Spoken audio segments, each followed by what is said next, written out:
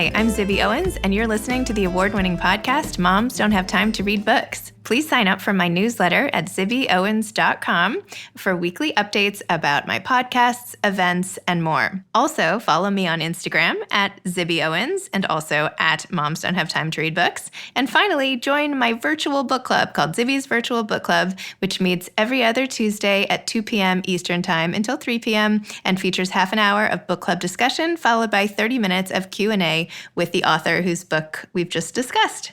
You can sign up on my website, zibbyowens.com, under the virtual book club section, or even on Instagram under the link in my bio. I hope you'll find me in all these different channels and enjoy this podcast.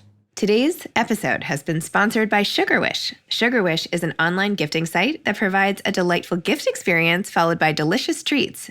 They get to choose, delivered directly to their door. Here's how it works.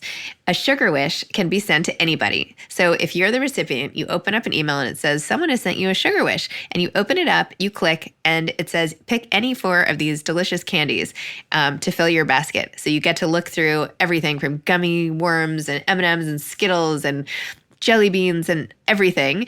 And you click and then check out. And it's sent to you in this beautiful box with all these candies inside and a ribbon, and it's just beautifully packaged and sent right to your door.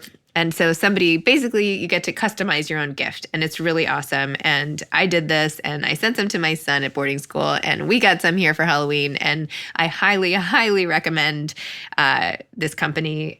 Definitely go check it out, sugarwish.com.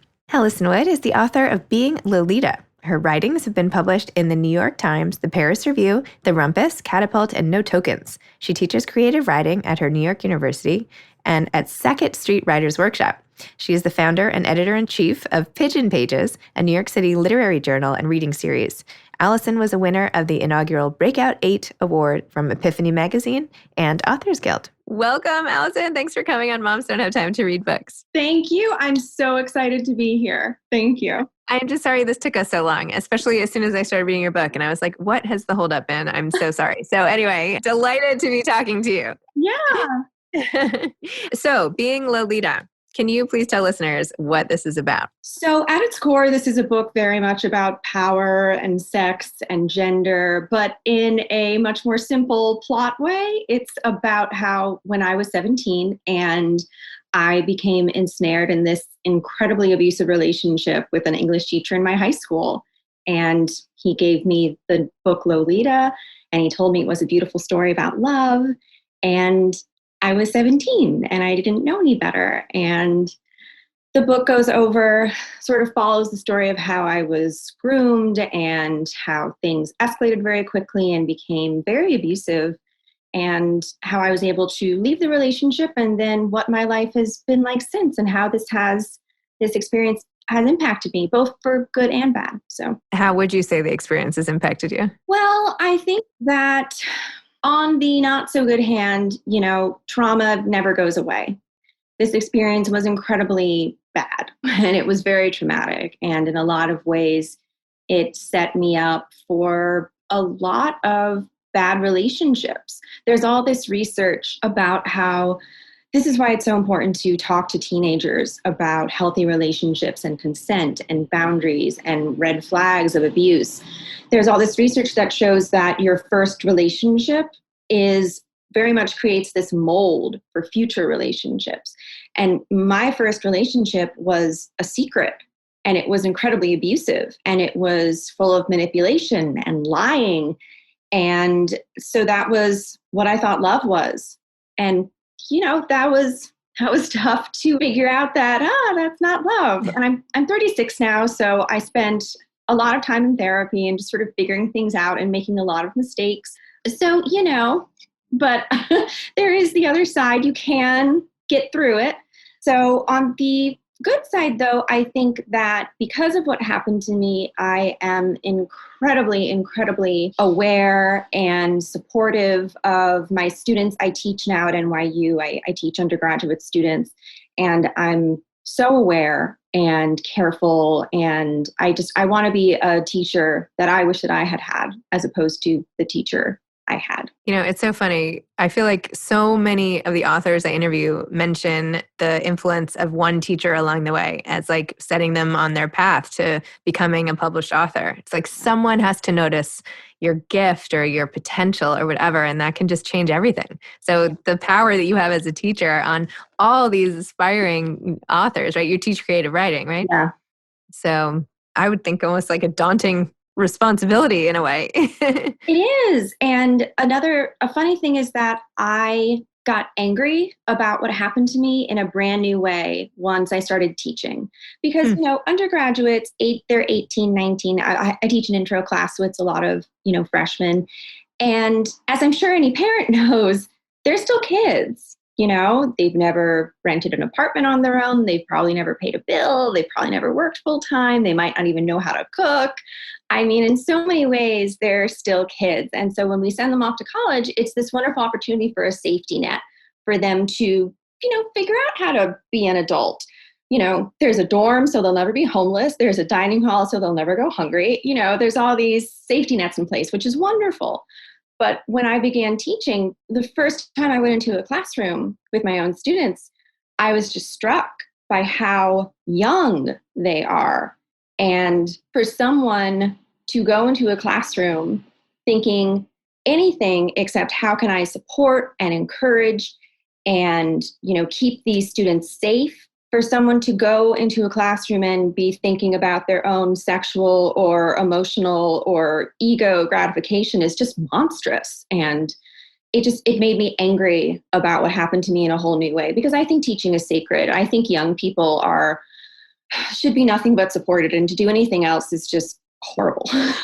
So what do you think your teacher originally thought, like when he went into teaching? Do you think that this just happened, or do you know what I mean? Like, do you think he went in with lofty goals? I know he was so young at the time as well. He was 26, or he was somewhere between 26 and 28. I don't remember. But, there's sort of two options for how that went. On one side, he really did misread Lolita intensely. And he really did think this was this utterly romantic story. And he really did think that he and I were in love, and like this was this, thing that was fine. And that means he was kind of stupid, to be frank. Like, I'm sorry, really? Like, I was 17, like I was a high school student. How on earth could you do the backflips in your head to make that seem fine? But the other option is that he was a predator from the start, and he knew exactly what he was doing.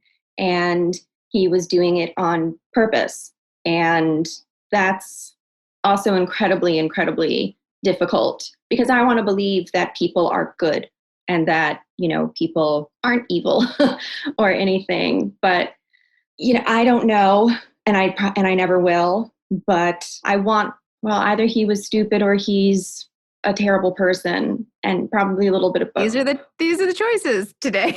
Yeah. Not so great. No, not so great. Not so great. I think one of the toughest things, and this is something that I've had to face and sort of acknowledge over time, is that and this is sort of what I lean to, I think he was predatory from the get-go. I think he knew what he was doing. I think there was I just don't understand how you can go into a high school and not think, maybe I should not try to fuck my students, and how you can make that seem okay. But that then means that I was a victim, like clean cut a victim, because I think something that's interesting about victim blaming, because even especially when you do it yourself, like, which I did, of course, for a long time, I was like, well, I flirted with him. I, wanted this. I thought he was so cute. But, to start with, that's completely developmentally appropriate. It's completely okay for a teenager to have a crush on their teacher. Like, no big deal. Like, that's fine. It's part of what's going on when you're a teenager. Hormones are flying and it's so exciting. And then there's this teacher who maybe pays attention to you, and, that's totally fine. What's wrong is when the adult, the teacher, crosses that line. That's morally and ethically and at times legally wrong. But my experience was normal and completely okay. But the victim blaming part came in when, I wanted to believe that I had some level of control over what had happened. So I blamed myself. which is then blaming my choices, my actions. But in actuality, I think I was just a victim, and I don't think there was really any blame on my part. And that's also really hard to face because that's really sad. And, you want to believe that you're a powerful, strong person who has some control. And it's tough to face that that's not always the truth. So, it's been a process. Yeah. Everyone's got their stuff. Oh, yeah. Do you think you became a teacher in a way to kind of like right the wrongs of what happened? The funny thing is, it was in no way conscious. I've always wanted to teach. I've always loved that. I've always loved writing. So it felt just sort of very natural and organic. But then, of course, as I'm writing the book, I'm like, huh, interesting. I end up a teacher.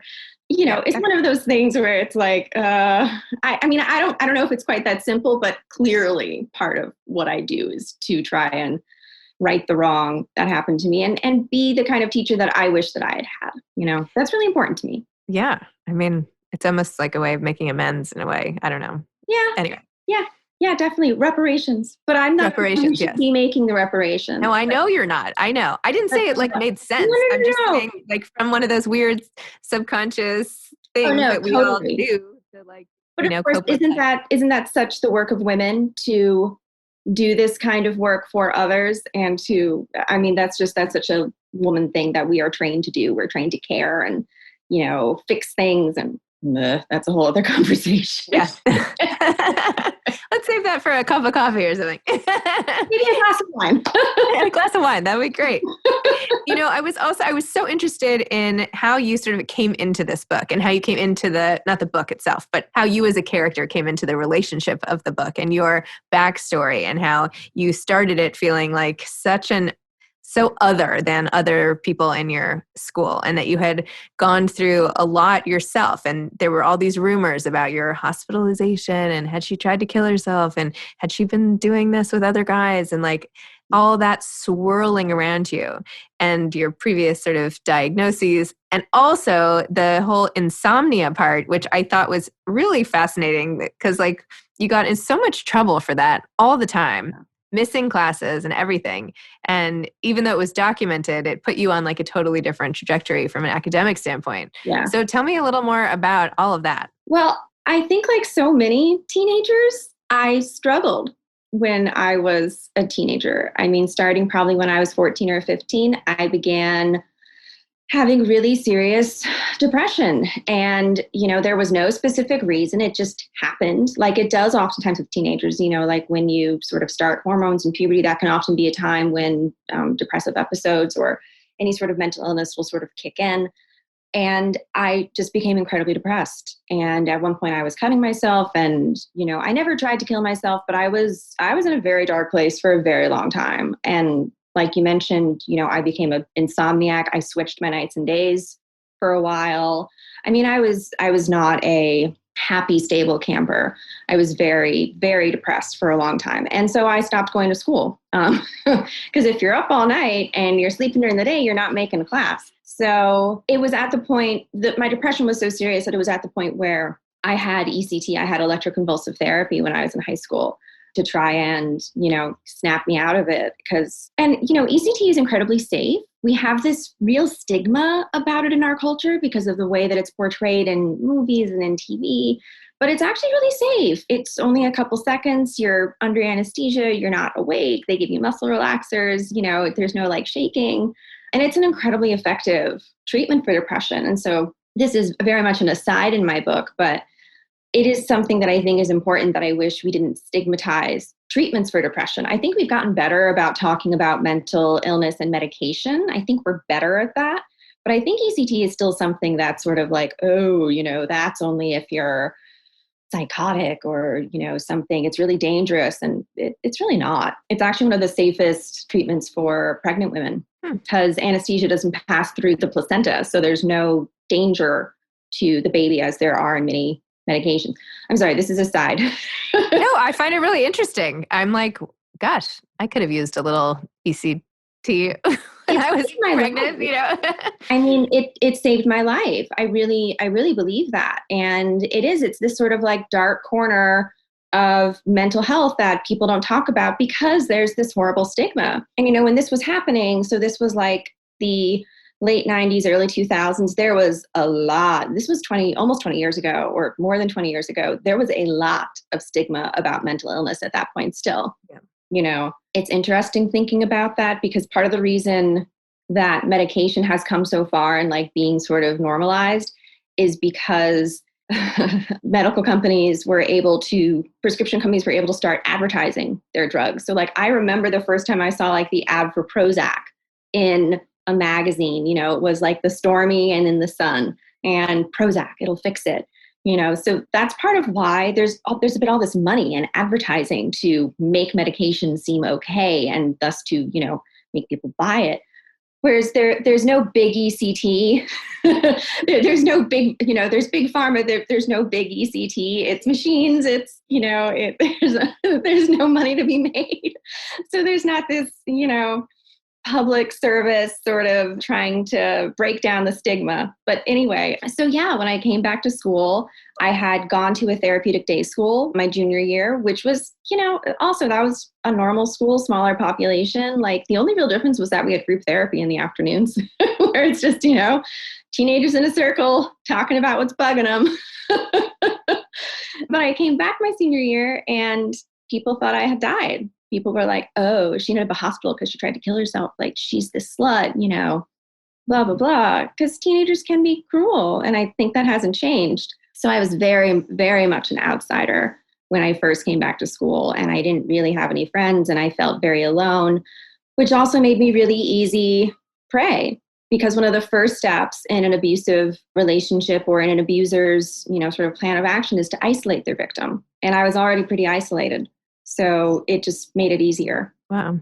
Yeah. To your point about stigma, by the way, I'm on the board of the Child Mind Institute, which it's all about helping childhood mental illness, up through teenage years. So it would include high school and all that. And there's research and there's treatment, but a huge component is trying to get rid of the stigma of mental illness because that's like a whole added layer of everything. So anyway. Yeah. Well, I mean, I really struggled with, that was something that I wasn't sure if I should include.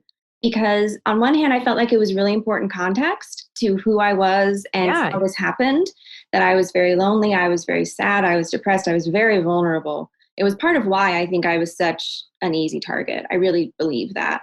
But at the same time, I was afraid that because of the stigma, it'd be used against me. It has been. So really? Yes.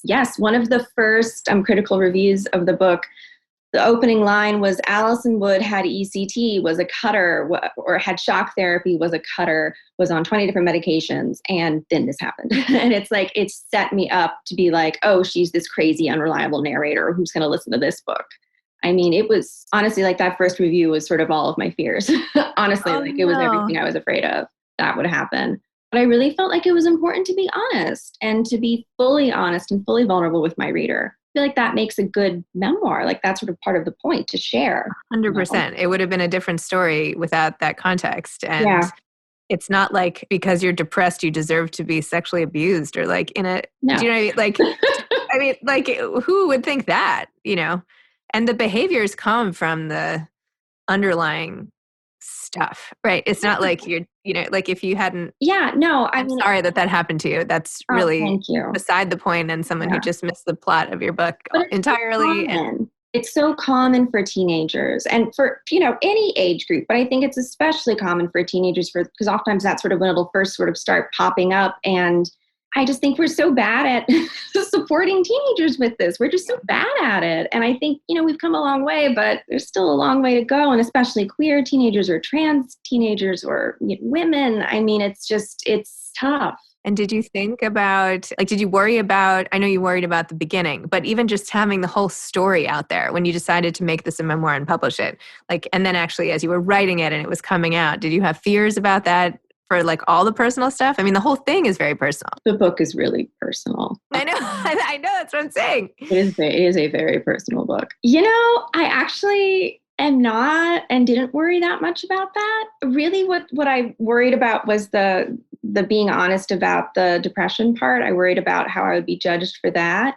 But for some reason, I was like, ugh, this is what it is. You know, I feel like when you write a memoir, you make a contract with the reader that it's like, okay, the whole truth, nothing but the truth, even when it's really ugly and even when it's not flattering, you know? So it's funny. I didn't struggle with, oh, someone's going to read this. People are going to know this about me. I struggled at times with the actual writing because it was going back to something really traumatic. It was going back to something really awful and painful and embarrassing and just like, oh my God, I cannot believe I need to write this scene when this happened. But I knew it was important.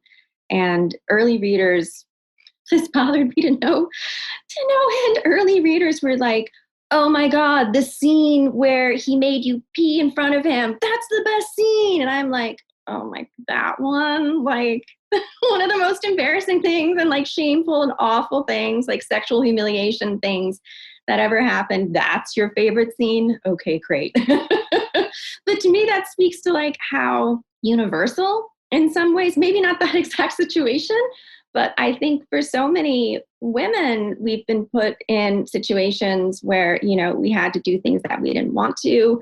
Abuse is so common. And also, you know, the sort of power imbalance, abusive relationships like with the teacher, it's incredibly common. And I hear from readers every single day still. I hear from readers, emails and DMs and things like that of women thanking me for writing the book, which is just so amazing. But then talking about how, you know, I feel understood, I feel seen, I feel acknowledged because this happened to me or something very similar happened to me. And that's honestly the best part about this book and has been the best part about publishing it. And having made it through the trauma of sort of reliving the moment and going through the actual writing and being a creative writing teacher, I have to get your advice for aspiring authors. You must have like, you know, hours worth. But what are some of like the things that were most helpful to you and that you think are the most key in trying to write a memoir? I was really lucky in that I had an awful lot of primary source documents. I had a stack of journals from my senior year. I had all these photographs of me from that time. I had a whole bunch of letters and notes and hall passes and hotel receipts and all these things that were really helpful in creating the timeline. Because, you know, memory is faulty. Memory can make mistakes, right? An example of something I write about in the book is how I distinctly remembered this moment or this sort of, you know, scene where the teacher in the shop room, in his study hall, the teacher wanted to trade me my bra size for the size of his penis. And, you know, I distinctly remembered that happening. But I thought it had happened like in May. So in May, I would have been 18. We would have been like almost together, quote unquote. So that's still awful, but you know, well, you know, I don't know. It sort of mitigated it a bit in my mind. But then when I was going through my journals and sort of, you know, trying to like track things, I realized that it had happened on November 21st. So that meant I was 17. He had only known me for at most 2 months.